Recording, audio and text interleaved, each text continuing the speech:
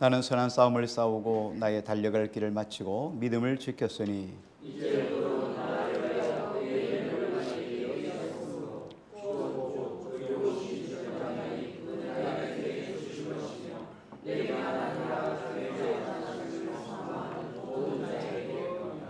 아멘. 디모데 후서 3장 1절부터 숨가쁘게 달려온 말세 이야기가 4장 8절에 와서 이제 마무리를 하게 됩니다. 3장 1절에 바울은 이렇게 이야기를 했죠. 마지막 때 가까우면 사람들이 자기를 사랑하고 돈을 사랑하고 자랑하며 교만하며 이렇게 3장 1절부터 쭉 이렇게 내려왔죠. 초두에 있었던 3장 1절에 자기를 사랑하는 것 때문에 계속해서 우리 지난 주간에 자기 사랑이 크기 때문에 사람들은 자기에게 바른 교훈을 해주는 사람들을 싫어한다. 그래서 자기가 좋아하는 것들, 자기 귀에 달고 자기 귀에 맞고 자기 마음에 맞는 말들만 들으려고 하고, 그리고 그런 선생들만 둔다. 그리고 진리에서 벗어나 쫓아가는 것이, 진리를 벗어난 다른 진리를, 비진리를 쫓아가는 것이 말세에 드러나는 보편적인 현상이다. 그렇게 이야기를 했습니다. 요즘 여러분들 다 잘 알겠지만 알고리즘이라고 하는 AI가 요즘은 강력해졌잖아요. 잘못하면 이제 AI에게 우리 인간이 먹힐 수 있는 이런 시대가 올 수도 있어요. 우리가 쉽게 할 수 있는 것이 뭐냐면, 지난 주간에 그 교회 프린터 그 카트리지가 나가가지고 카트리지를 인터넷에서 한번 이렇게 사야 되기 때문에 조금 이렇게 쇼핑을 했는데, 쭉 카트리지를 계속 찾는데, 그리고 나서 찾았어요. 찾고는 그리고 주문을 하고 끝났는데, 한 일주일 내내 컴퓨터에서 계속 카트리지를 보여주는 거예요. 내가 카트리지를 샀기 때문에 아주 또 안 샀는 줄 알고 계속 카트리지를 보여주는 거예요. 이게 알고리즘이죠. 내가 뭔가 밥솥을 내가 사려고 한다, 몇 군데를 둘러보면 계속 밥솥을 띄워주는 것 같아요. 이러다 보니까 여러분들 여기에 가장 영향을 받는 것이 뭐냐면, 여러분들이 자주 보시는 유튜브, 인스타, 여러분들이 좋아하는 것을 한번 딱 보면 그 다음부터 계속 여러분들이 좋아하는 성향의 것들을 계속 틀어줘요. 나도 모르게 그것에 중독되어져 가는 거죠. 예컨대 이런 것들이에요. 정치적인 것들, 여러분, 내가 좋아하는 성향, 진보든 보수든 좋아하는 성향의 유튜브를 한번 보면 계속 그것만 뜨는 거예요. 그래서 좌경화되든지 보수화되든지 그렇게 해서 나가는 거예요. 이럴 때일수록 우리가 정말 중요한 게, 마귀의 이런 계약 앞에 여러분, 과학이 진보되면 진보될수록 과학은 여러분에게 유익할 수도 있고 유익하지 않을 수 있어요. 중요한 것은 여러분들이 그것들을 유익하게 쓸 수 있는 판단력이에요. 이게 정말 중요한데, 이렇게 마귀는 이런 도구를 통해서 사람들을 계속해서 공격해요. 그래서 이 시대는 영적인 전쟁 시대예요. 여러분이 전쟁을 하지 않더라도 끊임없이 영적인 전쟁이 계속 오가고 있어요. 북한과 우리가 싸움을 하지 않더라도 계속 끊임없이 마음으로 싸우지 않습니까? 계속 여러 가지를 통해서 심리전을 계속 가지죠. 이와 같이 마귀도 우리와 계속 싸울 때 우리가 중요한 것은 깨어 있어야 됩니다. 그리고 기도해야 됩니다. 이게 없으면은 우리는 다 세상이 쫓아가는 대로 딸려갈 수밖에 없는 것이 우리 인생이에요. 누구나 예외 없습니다. 저도 마찬가지고 끊임없이 깨어서 기도해야 되죠. 오늘 4장 5절 말씀 보겠습니다. 같이요. 시작.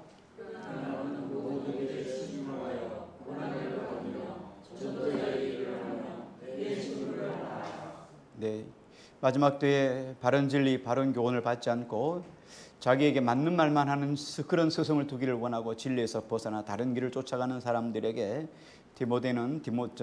바울은 디모데에게 이런 이야기를 합니다. 그리고 1세기를 살아갔던 성도들, 그리고 21세기를 살아온 오늘 저와 여러분들을 향해서 바울은 이렇게 이야기합니다. 그러나 너는 모든 사람들이 다 비진리로 쫓아 살더라도, 진리를 거슬리고 자기 귀에 좋은 말만 하는 사람들과 친구 삼고 그렇게 삶을 살아가더라도 너는 모든 일에 신중하여 고난을 받으며 전도자의 일을 하며 내 직무를 다하라.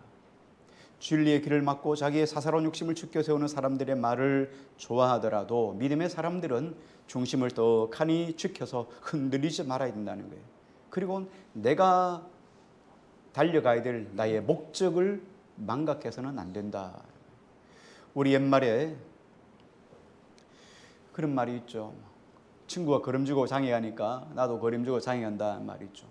내가 왜 장에 가는지, 왜 무엇을 향해서 가야 되는지 목적을 모르면 남이 하는 대로 따라갈 수밖에 없어요. 근데 그 끝은 열매 없는 인생의 삶으로 끝나버리게 되는 거죠. 그래서 바울은 끊임없이 우리의 눈을 흔들리지 않고 내가 달려가야 될 나의 목적, 나의 목표를 향해서 끊임없이 고정시켜서 달려가는 것이 중요하다라고 말합니다. 그래서 이 흔들리지 않는 고정된 목적이 오늘 4장 5절에 바울이 디모데에게 이야기해 주는 거죠. 4가지를 이야기를 해주고 있습니다. 그러나 너는 모든 일에, 첫 번째 어떻게 합니까? 모든 일에 신중하라라는 말씀을 썼어요. 우리가 가장 중요하게 바탕으로 깔고 있어야 될 4가지 목적이 뭐냐면 신중한 거예요. 신중하다는 말은 헬라어의 네포라는 단어를 썼습니다. 네포라는 단어는 상당히 재미있어요. 분별하다라는 뜻을 가지고 있고요. 삼가하다라는 가지고 있어요. 내가 모든 것들을 다 할 수 없잖아요. 그러니까 어떤 부분은 내가 하지 말아야 되는데 삼가하다, 혹은 내가 이것이 선한 것인지 안 선한 것인지 분별하다라는 말인데요. 거기에 또 어떤 단어가 있냐면 금주하다, 술 취하지 않는다라는 말이에요. 술 취하면 분별력을 잃어버리기 때문입니다. 삼가하지 않는 것들, 삼가해야 될 것들을 삼가하지 않기 때문이죠. 그래서 네포라는 단어를 썼습니다. 오늘날 저와 여러분이 살아가는 시대는 상당히 혼탁한 시대입니다. 혼돈의 시대이죠.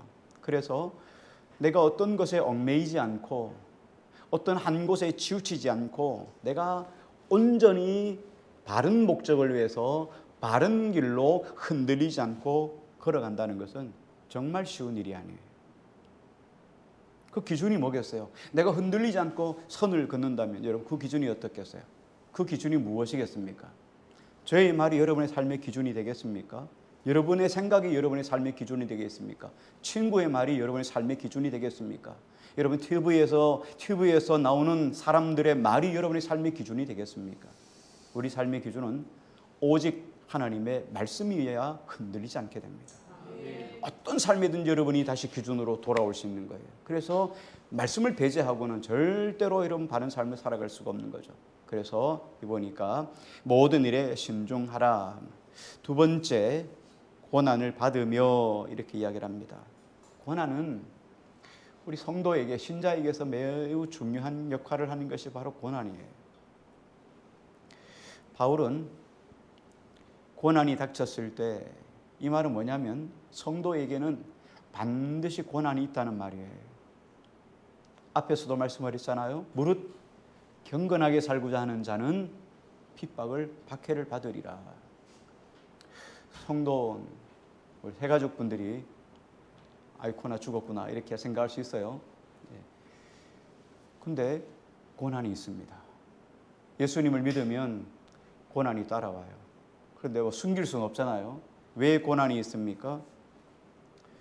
성도라면 영적인 싸움을 하기 때문에 끊임없이 이런 고난이 있어요. 1세기는 어떻게 됐냐면 오늘날 시대는 그래도 너무 편한 시대에 우리가 살고 있어요. 1세기 성도는 예수님을 믿었다는 그 자체는 직장에서 끝나는 거예요.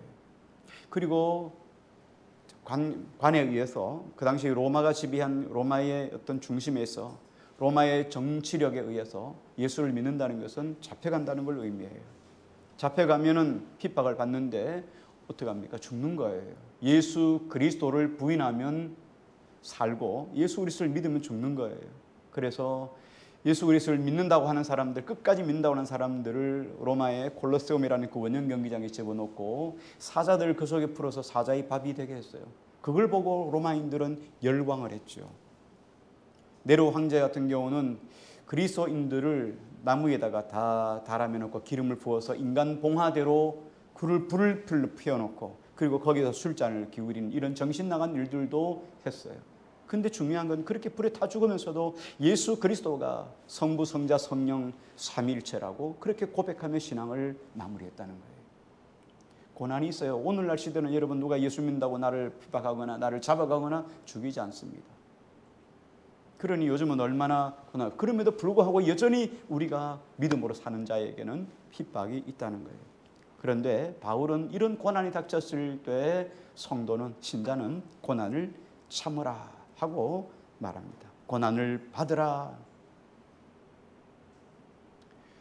고난이 없으면 여러분 어떻습니까? 고난이 없으면 얼마나 좋겠어요. 인생 꽃길만 걸으세요. 정말 행복한 말이에요.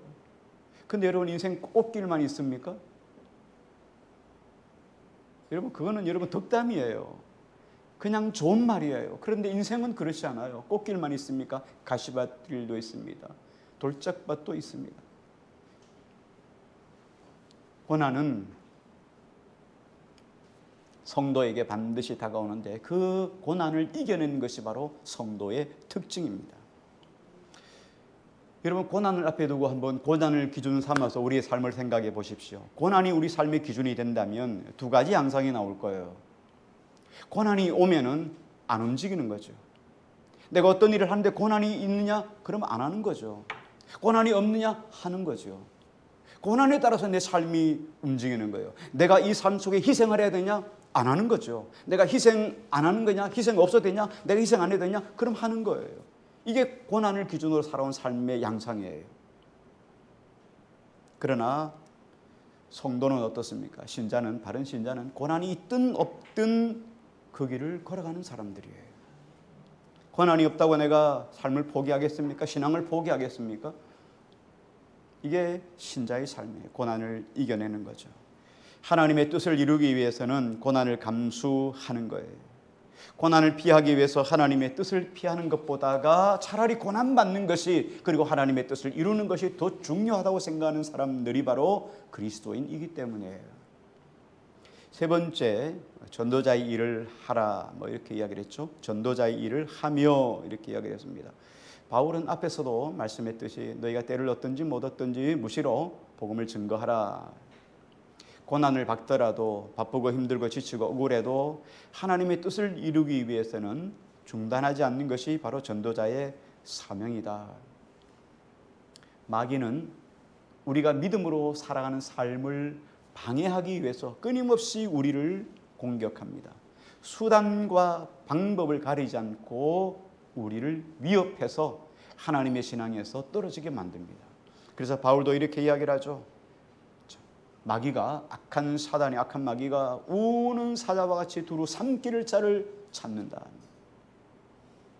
마귀는 여러분 우리가 그냥 쉽게 신앙생활 하도록, 꽃길만 걷는 신앙생활 하도록 놓아두지 않아요. 그래서 마귀는 우리에게 유혹하고 시험하고 또 우리로 하여금 넘어지게 만드는 것이 도사예요. 아주 이런 데 탁월한 전문가예요.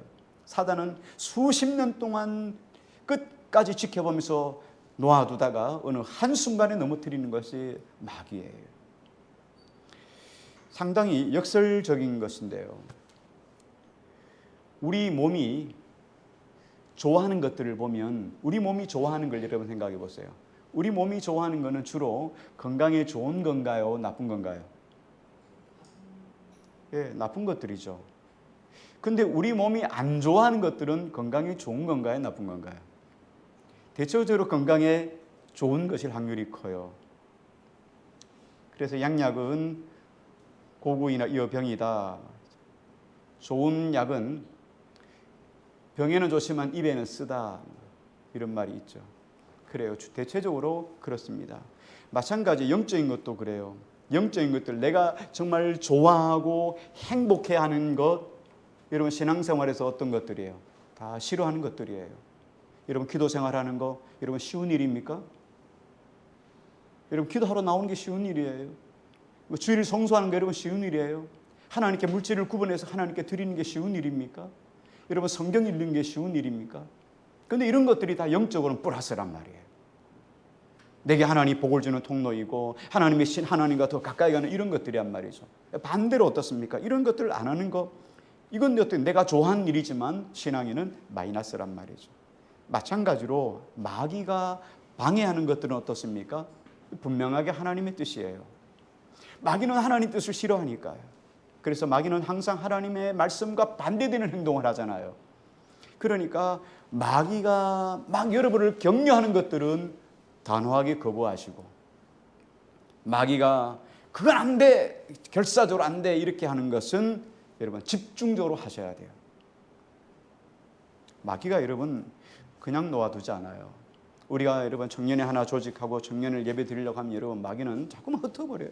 이런 일이 있고 저런 일이 있고 여러분 자잘하게 모이지 못하도록 끊임없이 여러분, 그래서 이걸 난관을 여러분 계속 지켜놔서 어느 순간 되면 이 사람들은 어떤 방해를 해도 계속 예배를 드리겠구나, 그러면 여러분 어떻습니까? 마귀는 포기해요. 여러분 마찬가지예요. 여러분 질성수하는 게 여러분 쉬운 일 아니에요. 내가 어떤 일이 있어도 나는 교회 간다 이런 사람들이 그때까지 여러분 인정받는 것이 너무나 어려워요. 근데 저 사람은 아무리 주일날 중요한 일이 있어도 교회 가더라 이러면 포기해. 마귀도 포기합니다.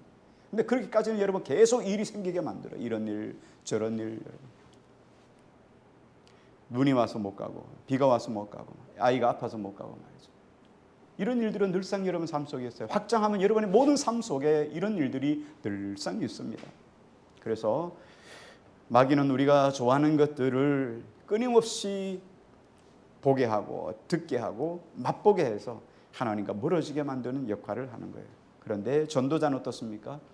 이런 일들을 뛰어넘어서 하나님이 기뻐하신 뜻이라면 목숨을 걸고 생명 걸고 사명을 다하는 것이 전도자의 사명이라는 거예요. 네 번째, 직무를 다하라 그렇게 이야기를 했어요. 직무를 다하라 이 말은 각자에게 맡겨진 섬김에 최선을 다하라 이 말이에요. 여러분 복음을 전한다는 것은 우리가 갑질하는 게 아니죠. 복음을 전한다는 것은 섬김이에요. 바울은 전도하는 것을 즐거운 섬김으로 결론을 내렸습니다. 그래서 이 섬김을 잘 하기 위해서 전도자는 어떻게 해야 됩니까? 날마다 겸손해야 돼요. 끊임없이 자기를 낮추어야 돼요. 왜? 한 영혼을 얻어내는 것이 정말 귀하고 중요하기 때문에. 여러분 한 영혼이 하나님께로 나오는 게 여러분 어려운 일인 거 잘 아시죠? 그 어려운 영혼에게 내가 10년을 참았는데 한 번 버럭 화를 내면 10년 한 건 물거품이 돼버린 거예요. 끝나는 거예요. 한 사람이 교회에 나와서 예수 믿고 구원받고 세례받고 그렇게 해서 바로 서도 시험 들어서 교회 안 나오는 사람이 태반인데, 아직 예수를 모르는 사람이 그 사람에게 복음을 전해서 교회에 나온다는 건 정말 힘들고 어려운 일이에요. 그래서 끝까지 그를 겸손으로 섬겨주는 것이 바로 복음의 사람들이에요. 그래서 바울은 고린도전서 9장 14절에 이렇게 말합니다. 이와 같이 주께서도 복음을 전하는 자들이 복음으로 말미암아 살리라 명하셨느니라. 그러면 복음의 사람이 복음으로 산다는 건 어떤 것을 말하는 걸까요? 바울은 9장 19절에서 고린도전서 9장 19절부터 쭉 내려가면서 복음으로 사는 삶이 어떤 건가를 이야기해 주고 있어요. 내가 모든 사람에게서 자유로우나 스스로 모든 사람에게 종이 된 것은 더 많은 사람을 얻고자 함이라. 바울은 종이 아닙니다. 이 말은 직설적으로 양면성을 가지고 있는데 바울은 로마의 시민권을 가진 사람이에요. 당시에 로마의 3%만 시민권을 가지고 나머지는 다 종들이었어요. 그러니까 바울은 그걸 강조하는 거예요. 나는 종이 아니다. 그런데 내가 종이 된 것은 더 많은 사람을 얻고자 함이라. 그럼 어떻게 얻었습니까? 유대인에게 내가 유대인과 같이 된 것은 유대인들을 얻고자 함이요. 율법 아래 있는 자에게는 내가 율법 아래 있지 아니하나 율법 아래 있는 자같이 된 것은 율법 아래 있는 자들을 얻고자 함이라. 율법 없는 자에게는 내가 하나님께서 율법 없는 자가 아니요 도리어 그리스도 율법 아래 있는 자이나 율법 없는 자와 같이 된 것은 율법 없는 자들을 얻고자 함이라. 약한 자들에게 내가 약한 자와 같이 된 것은 약한 자들을 얻고자 함이요 내가 여러 사람에게 여러 모습이 된 것은 아무쪼록 몇 사람이라도 구원하고자 함이니 내가 복음을 위하여 모든 것을 행함은 복음에 참여하고자 함이라. 여러분 약한 자가 있으면 자기도 약한 자의 자리에 서서 눈높이를 맞추어서 그 자리에 가서 섬겨주어서 그를 구원했다는 거예요. 왜? 그 영혼을 얻기 위해서. 나는 내 자리에 있고 무슨 사람 야 예수 믿어 하고 이렇게 말하는 게 아니라는 거예요. 그래서 바울은 시시각각 여러 모양으로 자기가 여러 모양의 삶으로 바뀌어진 것은 그 사람들을 얻고자 함이라는 거예요. 율법 아래 있는 사람은 율법 있는 자처럼, 율법 없는 자에게 율법 없는 자처럼, 가난한 사람에게는 자기도 가난한 것처럼, 또 무지한 사람에게는 또 무지한 것처럼 비천한 자에게는 비천한 모습으로 눈높이를 맞추어서 영혼을 구원했다는 거예요. 왜 그렇습니까? 한 영혼을 구원하기 때문에. 그래서 이 영혼 구원한 이 모습을 디모데에게 그대로 지금 어떻게 합니까? 물려주기를 원했던 거죠. 4장 6절 말씀을 계속 같이 읽어봅니다. 6절입니다. 같이요. 시작.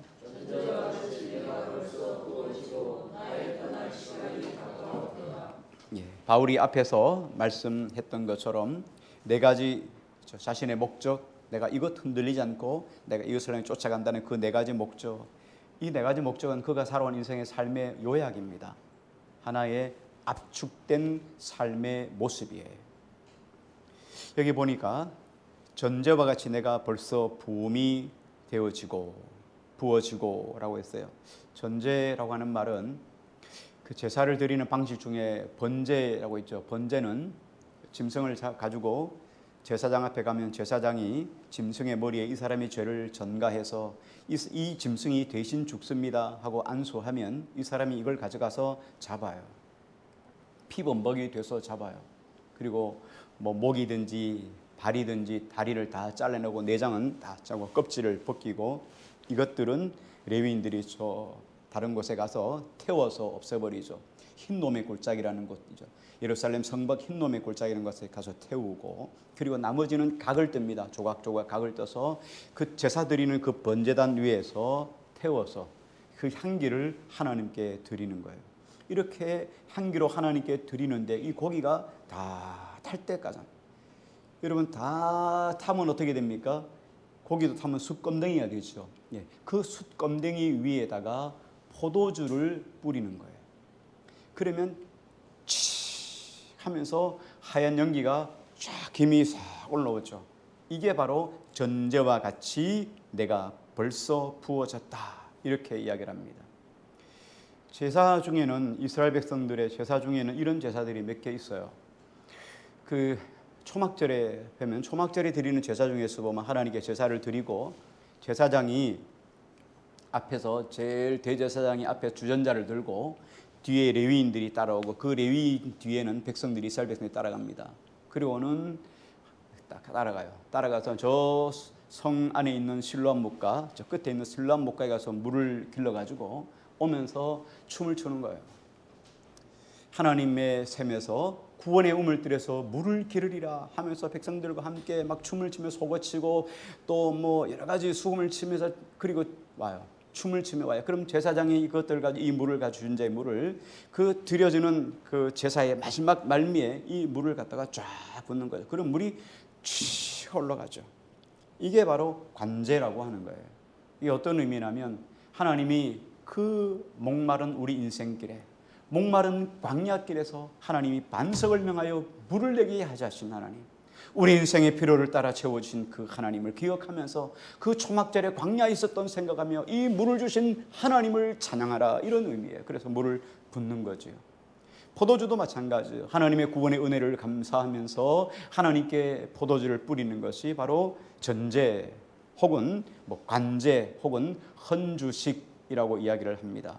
이 말은 뭔 뜻이냐면 제사의 이제 마지막 파장이 왔다, 이 말이에요. 제사의 마지막 부으면은 끝나는 거예요. 이제는 제사가 다 끝나는 거예요. 우리 고기 구워 먹고 혹시 불 날까봐 물 뿌리잖아요. 끝나잖아요. 이제 다 구워 먹었습니다. 끝났습니다. 손 털었습니다. 이런 거예요. 마지막 인생의 삶이 끝나는 그 지점을 지금 제사를 드리는 마지막 장면과 오버랩 시키는 거예요. 그래서 바울은 자신의 생명이 마치 전제와 같이 부음이 되었다. 이제는 자신의 떠날 기약이 가까웠다. 바울이 지금 언제 죽을지 몰라요. 언제 자신의 사형이 집도될지 아무도 몰라요. 그래서 이 디모데후서는 어떤 의미에서는 절박한 심정을 가지고 지금 자신의 생명이 오늘 내일 마치 바람 앞에 등불처럼 이렇게 펄럭펄럭하는 이런 상황 속에서 쓴 편지예요. 그래서 이 편지의 말씀을, 이 고린도후서, 이 디모데후서의 말씀을 좀 깊이 좀 읽으면 이런 심정이 느껴져요. 자신의 생명을 쥐어 짜듯이 피 한 방울 남기지 않고 끝까지 다 짜내고 하나님께 자신의 삶을 올려드리는 그 헌신의 마지막 현장을 오늘 우리가 눈으로 목도하고 있는 거예요. 여러분, 사람이라는 건 그래요. 사랑하면 다 줍니다. 자식을 사랑하면 자식에게 여러분 다 내어놓잖아요. 자식이 여러분 뭐 심장이 아프다 그러면 심장도 떼어줄 수 있잖아요. 심장이 아니라 자식이 죽어서 심장을 갖다 옮겨줄 수 있다면 내 심장도 여러분 갖다 옮겨줄 수 있는 것이 부모의 심정이 아니겠습니까? 부모라기보다 부모여서 그러는 게 아니라 사랑하기 때문이에요. 사랑하면 모든 것을 내어놓습니다. 사랑하면 가장 귀한 것을 내어놓는 거예요. 사랑하지 않는다면 여러분 어떻습니까? 사랑하지 않는다면 형식적이겠죠. 적당히 주겠죠. 적당히. 사랑하지 않으니까 중요한 것은 떼어내놓고 부수적인 것들을 줄 거예요. 여러분, 그렇다면 세상에서 가장 중요한 게 뭘까요? 세상에서 여러분 가장 중요한 게 뭐예요? 예? 자기 생명 아니겠습니까? 우리 자신 아닙니까? 여러분 자신보다 중요한 게 있습니까? 돈요? 여러분 죽으면 무슨 돈이 필요하겠습니까? 그렇잖아요? 여러분 집요? 뭐 땅요? 여러분 자신이 가장 중요하죠. 내 자신이 정말 중요해요. 가장 좋은 것, 가장 귀하고 가장 존귀한 것은 내 자신이에요. 그런데 바울은 자기 자신에서 좋은 부분을 발라내지 않고 자기 자신 전체를 하나님께 올려드리는 거예요. 전제와 집 벌써 부음이 되고 나를 하나님께 온전히 하나님께 헌신했다는 거예요. 마치 예수님이 우리 위하여 살찢고 피를 다 흘려주신 것처럼 바울이 자신을 하나님께 올려드리는 거예요. 전제가 끝나면 이제 드디어 죽음의 시간이죠. 그래서 신자는 내가 머무는 바로 그 땅, 그 현장, 그곳에서 산 제물처럼 내 자신을 희생하며 드리는 사람들이에요. 여러분의 삶의 현장, 바로 그것이 여러분 자신을 산 제물로 하나님께 올려드리는 현장이에요. 하나님은, 예수님은 우리 위하여서 그렇게 살찌고 피 흘려 죽어주심으로 여러분의 삶의 현장에 내보냈습니다. 그래서 우리는 주님을 사랑하기 때문에 내 삶의 현장에서 산 제물이 되어주는 거예요. 아멘 좀 해봐봐요. 네. 바울은 이렇게 이야기하죠. 로마서 12장 1절 말씀. 그러므로 형제들아 내가 하나님의 모든 자비하심으로 너희를 구원하노니 너희 몸을 하나님이 기뻐하시는 거룩한 산 제물로 드리라. 이는 너희가 드릴 영적 예배니라. 너희가 삶의 모든 현장에서 하나님이 기뻐하시는 산 제물로 하나님께 올려드리라. 이것이 너희의 드릴 영적 예배다. 이게 우리가 드릴 예배라는 거예요. 오늘 여기에서 이렇게 모여서 하나님께 예배 드리는 것, 이거 정말 중요하죠. 그러나 더 중요한 것은 삶의 예배가 되지 않으면 오늘 이 예배는 아무 예배가 아니라는 거예요. 삶의 예배가 따라오지 않는다면, 삶에서 희생하는 희생의 제사가 따라오지 않는다면 아무 의미가 없다는 거예요. 그럼 여러분 어떻습니까? 삶의 현장에서 우리가 어떻게 드려야 하나님께 산 제물, 산 제사가 될 수 있을까요? 내가 죽는 거예요. 나를 내려놓는 거예요. 여러분의 생각과 사고와 모든 가치관을 하나님 앞에서 내려놓는 거예요. 자기를 부인하지 않으면 절대 산 제물이 될 수 없어요. 우리 몸은 건강에 안 좋은 것만 좋아하거든요. 여러분 운동 좋아하는 사람은 별로 없어요. 운동은 다 싫고 힘든 거예요. 근데 운동하면 좋잖아요. 마찬가지예요. 내 몸은 하나님이 기뻐하시는 걸 좋아하지 않아요. 죄의 본성을 가지고 있기 때문에. 그러므로 내 자신이 희생되어지고 내 자신이 죽고 내 자신을 내려놓는 것, 이런 삶을 바울이 지금까지 살아온 거예요. 그 삶을 오늘 우리에게 보여주면서 이런 삶을 살라고 말하는 거죠. 만일 우리가 죽지 않는다면, 내 삶의 현장에서 거룩한 산제물이 되지 않는다면, 나를 부인하지 않는다면, 나를 내려놓지 않는다면 결국 우리가 가질 수 있는 것은 열매 없는 인생의 삶이에요. 구원과는 관계없습니다. 우린 다 천국 가요. 그런데 주님 만날 때 열매 없네. 아무 열매가 없는 거예요. 이게 바로 마귀가 가장 원하는 그림이에요. 열매 없는 인생의 삶, 빈수레 같은 삶. 4장 7절 말씀 우리 같이 읽겠습니다. 4장 7절입니다. 같이 시작.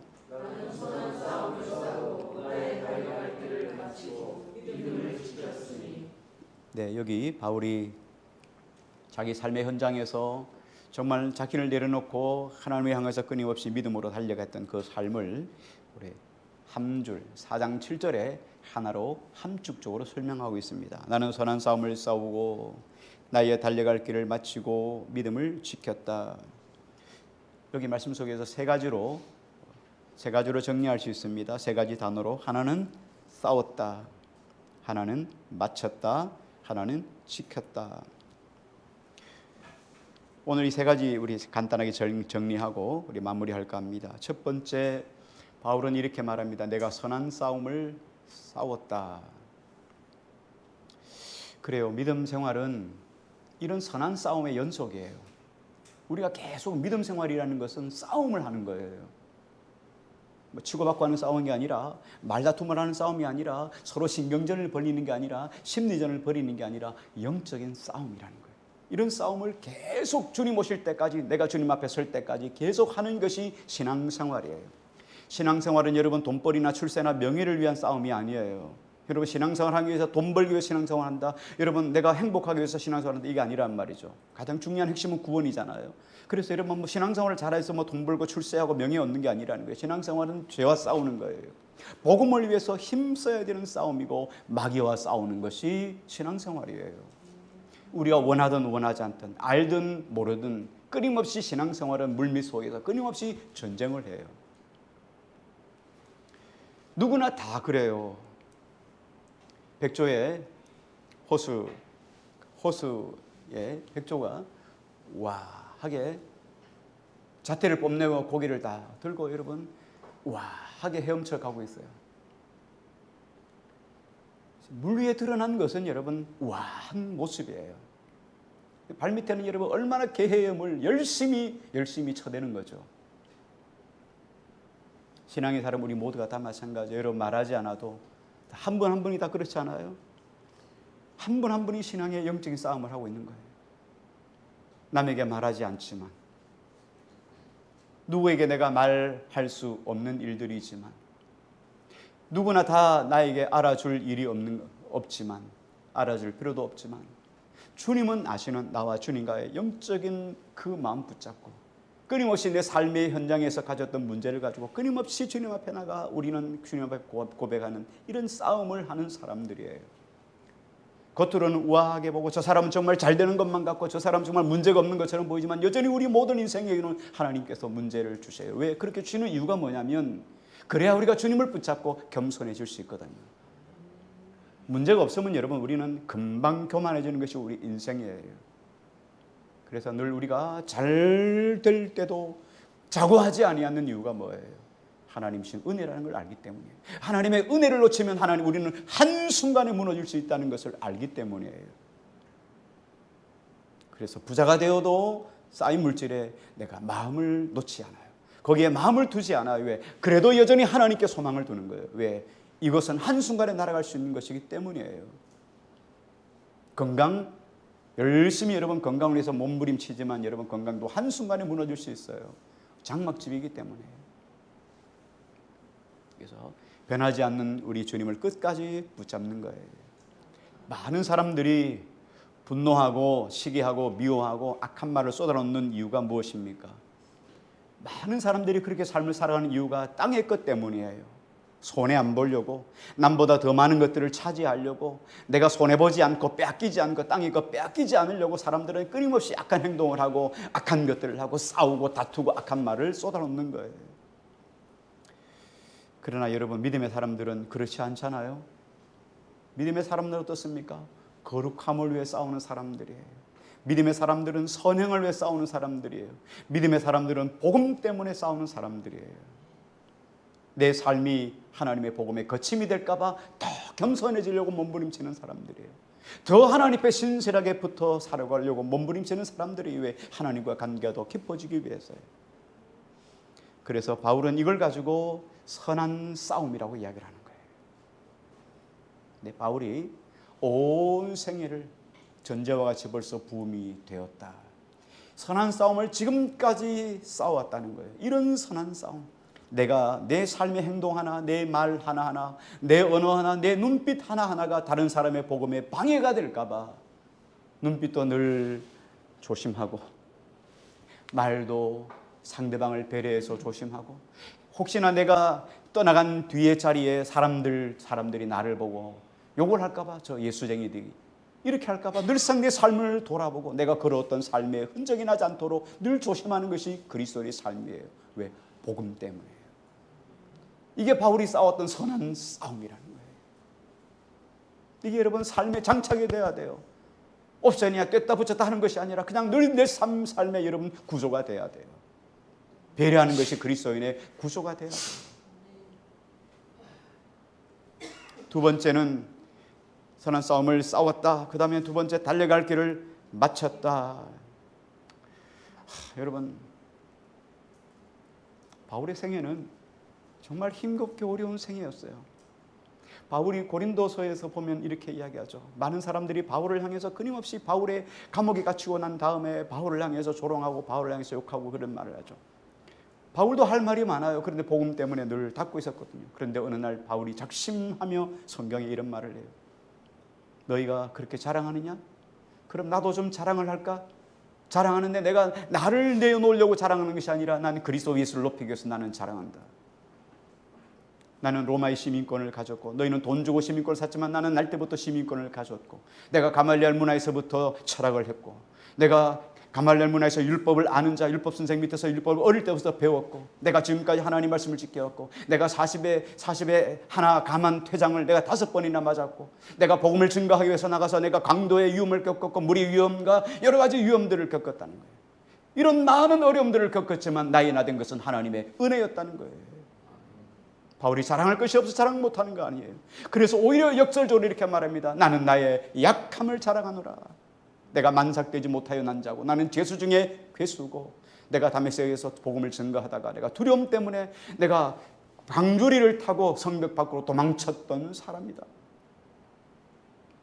내가 약할 때 나의 약함 때문에 내가 이런 해놓은 일들이 내가 아니라 하나님이 도우셔서 주님이 도우셔서 한 일이라는 것들을 부각시키기 위해서 자신의 약함을 더 낮추는 거예요. 바울은 이렇게 살기로 작정한 사람이에요. 그러니까 이런 많은 일들 속에서 여러분 그렇지 않아요? 어떻게 그 길을 계속 쉬지 않고 갈 수 있겠어요? 여러분 교회에 나왔더니 누군가 나를 핍박하고 누군가 나를 조롱하고 누군가 나를 자꾸만 교회에 정착하는 것들을 방해하는 이런 어려움들이 있을 때 여러분한테 A씨 교회 안 다니지 이러고 싶은 것이 우리의 심령과 마음이라는 거예요. 그런데 복음을 알았던 바울은 그러지 않아요. 끊임없이 바울이 복음 전하는 걸 못하게 하고 방해하고 특히 유대인들이 바울이 가는 곳곳마다 방해하고 어떤 사람은 40인 오늘 단체를 만들어가지고 바울을 죽이기 전까지는 절대로 먹지 않고 마시지 않겠다는 이런 사람이 결사대가 나와서 바울을 죽이겠다고 작정한 사람들이 있었단 말이에요. 그런데도 바울은 달려갈 길을 어떻게 해요? 쉬지 않고 끝까지 믿음의 경주를 완주했다. 왜요? 열매가 있기 때문에. 농사 짓는 사람이 씨를 뿌려놓고 천에 뿌려두는 사람이 별로 없잖아요. 마지막 가을에 열매를 맺기 위해서 열매를 구하기 위해서 끝까지 비료도 주고 풀도 뽑아주고 그렇게 하잖아요. 취미로 하는 사람이라면 중간에 에이 풀 많아 포기할 수 있어요. 여러분 신앙생활은 취미가 아니잖아요. 여러분 신앙생활은 취미가 아니에요. 생명을 걸고 살아가는 삶이에요. 이걸 여러분이 가볍게 할 수 없잖아요. 그래서 바울은 끝까지 믿음의 경주를 완주해요. 마지막 종점을 바라보면서 산이 있든지 파도가 가로막든지 결단코 거기서 쉬지 않고 끝까지 믿음으로 경주를 완주하는 거예요. 그래서 나의 달려갈 길을 마쳤다. 마지막으로 바울은 이렇게 말합니다. 그런데 여기 달려올 때까지 나는 믿음을 지켰다. 경주를 포기하는 것, 포기하지 않는 것, 이것도 정말 위대하죠. 정말 잘한 일이죠. 그런데 이것 경주를 포기하지 않는 것도 정말 중요한데 믿음을 죽을 때까지 잘 유지하는 것도 여러분 아름다운 인생이에요. 대부분 여러분 그렇잖아요. 대부분 노년이 되면 여러분 목사도 예외 없어요. 노년이 되면 다 인생에 노탐이 생기고 욕심도 생기고 물욕도 생기고 점점점 다 내려놓아야 될 때에 이런 것들이 솟구쳐 오를 수 있단 말이에요. 본성 때문에요. 그런데 끝까지 믿음을 지켰다. 여러분 정말 위대한 거잖아요. 이렇게 믿음을 지키기 위해서는 여러분 무엇이 그를 믿음을 지킬 수 있도록 그를 격려하고 움직이게 만드는 원동력이 무엇일까요? 목사도 그래요. 목회를 그만두면 확 무너지는 분들이 많아요. 저도 예외는 아닐 수 있어요. 정말 조심해요. 늘상 요즘은 생각해요. 이제 남은 10년, 안 남은 이 시간 동안 내가 목회 후에 정말 이 믿음을 계속 유지하며 지킬 수 있을까 하는 이런 고민을 조금씩 해보기 시작해요. 우리가 끝까지 믿음을 지키는 방법은 끊임없이 하나님 앞에서 살아가는 거예요. 끝까지 하나님 앞에 살아가는 거예요. 말이나 행동이나 매일매일 한순간순간, 오늘 하루만 아니라 내일도 한순간순간 하나님 앞에서 살아가면 이 믿음을 끝까지 지킬 수 있었는데 사도 바울이 그런 삶을 유지하면서 살아갔어요. 여러분 믿음을 지켰다. 믿음이라는 게 뭡니까? 믿음은 끊임없이 내 자신을 신뢰하지 않고 위대하신 하나님을 내 삶에서 인정해 드리는 신앙 고백을 하는 것이 바로 믿음이죠. 나는 아닙니다. 주님입니다. 주님이 하셨습니다. 주님이 은혜를 주셨습니다. 주님이 하게 하셨습니다. 주님이 역사하셨습니다. 끊임없이 주님을 고백하는 것이 바로 믿음이라는 거예요. 이 믿음을 바울은 쉬지 않고 끝까지 지켜나갔다는 거예요. 여러분, 하나님은 바울이 하나님을 이렇게 소개하고 있죠. 하나님은 신실하신 하나님, 미쁘신 하나님, 피스토스란 단어를 쓰는데요. 피스토스란 단어는 처음과 나중이 동일하다는 거예요. 하나님은 회전하는 그림자도 없으시다는 거예요. 여러분 회전하면 어떻습니까? 오전에는 양지였다가 오후에는 음지가 될 수 있잖아요. 그런데 회전하는 그림자도 없다는 얘기는 뭡니까? 동일하게 아침이나 저녁이나 처음이나 나중이나 동일한 것이 하나님이에요. 하나님은 동일하게 선하시고 하나님은 동일하게 우리를 사랑하시고 하나님은 동일하게 오르시고 하나님은 동일하게 선하신 분이 하나님이시라는 거예요. 그 하나님이 우리를 향하여 끊임없이 우리를 사랑하시고 인도해 주신다면 우리의 믿음도 변함이 없으셔야 돼요. 물론 믿음은 하나님의 선물이에요. 하나님이 믿음 안 주면 우리 믿음 없습니다. 하나님의 선물을 주셔야 되지만 그럼에도 불구하고 바울은 성경에서 끊임없이 강조하죠. 하나님은 우리의 의지를 무시하지 않습니다. 믿음 안 주니까 내가 안 하지. 여러분 이렇게 말할 수 있잖아요. 아니에요. 하나님 우리에게 성령을 주셔서 우리의 선한 의지를 격동시키죠. 거기에 반응하는 것은 내 자신이에요. 그래서 바울은 이런 하나님의 의지, 선한 믿음의 의지를 가지고 끝까지 잃어버릴 수 있는 순간, 믿음의 고난이 오고 어려움이 왔을 때 그 순간을 이겨낼 수 있도록 그래서 믿음을 끝까지 지켜서 붙잡고 살았다. 이 세 가지예요. 달려갈 길을 마쳤다, 믿음을 지켰다, 선한 싸움을 싸웠다, 믿음을 지켰다. 이렇게 믿음의 경주를 잘한 성도에게 하나님이 주시는 상이 있습니다. 8절 말씀 읽을게요. 8절 읽습니다. 시작.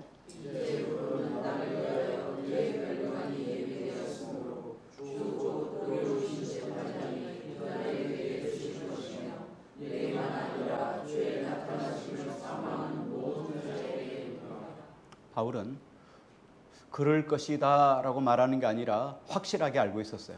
하나님은 자기에게 의의 면류관을 주실 것이다. 왜? 내가 선한 싸움을 싸우고 믿음을 지켰고 그렇게 지금까지 달려왔기 때문에 하나님께서는 반드시 나에게 의의 면류관을 주시리라 이렇게 말합니다. 그런데 나에게만 의의 면류관을 주시는 것이 아니라 주님의 나타나심을 사모하는 모든 사람들에게 주시는 것이라는 거예요. 의의 면류관을 주실 분은 누굽니까? 의로운 재판장께서. 누구에게요? 의로운 면류관을 어떤 사람에게? 의로운 자에게. 그렇죠? 그렇게 어떤 사람이 의로운 자를 결정하는 것은 뭐요? 의로운 재판장이. 의로운 재판장이 의로운 자에게 의의 면류관을 결정하셔서 하나님이 수여해 주시겠다는 거예요. 그런데 이 땅에서가 아니라 주님 앞에 섰을 그 땅에, 주님 앞에 섰을 때 우리에게 이 면류관을 주신다는 거예요. 여러분, 주님을 맞이하는 죽음의 날은 이 땅에서 마지막 절망의 날이 아니에요. 우리에게 죽음은 희망의 날이에요. 하나님이 나에게 의의 면류관을 주시는 복된 날이에요. 여러분, 이 땅에서 꽃길만 걷는다면 주님이 보고 싶을까요? 이 땅에 무엇인지 계획하는 대로 착착착착 인생이 잘 된다면 주님이 보고 싶을까요? 여러분, 1세기의 성도들이 얼마나 주님이 보고 싶었을까요?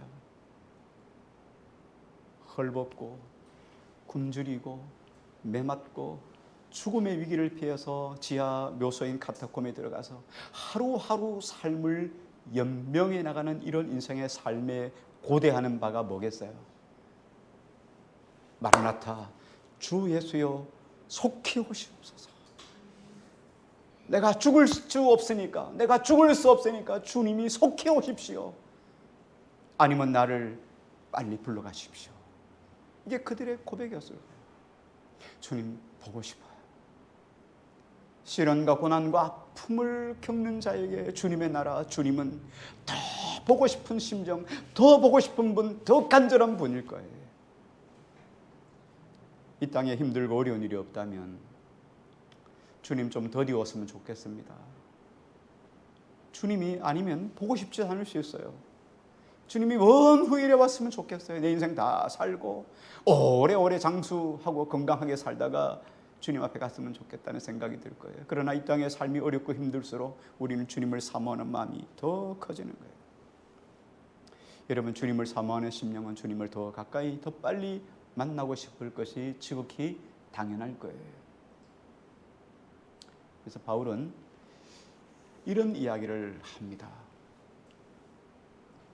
이제라도 하나님이 나를 불러가시면 나는 너무 행복합니다.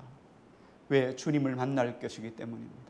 주님은 내 눈에서 눈물을 닦여주시고 내가 이 땅에서 흘렸던 아픔과 슬픔과 고통을 다 위로해 주시고 주님 품에 안기는 이 기쁨을 맛볼 것입니다.